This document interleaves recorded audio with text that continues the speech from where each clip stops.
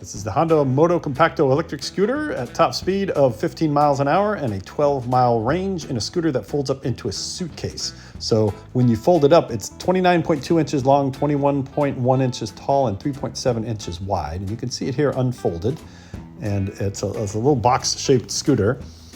And it weighs 41.3 pounds. Costs $995, and it's got a 500-watt motor with 11.8 foot-pounds of torque. You can see it's got a headlight and a tail light and a single brake, a speedometer, and a battery meter on it. That's what a guy who's 6 foot tall looks like sitting on it.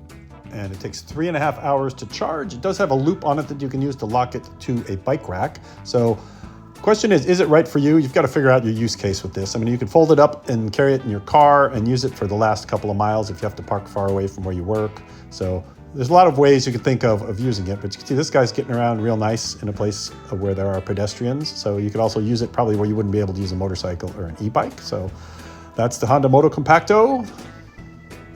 Run, don't walk to your local Honda dealer if you want one of these. I'm sure they're going to sell real fast.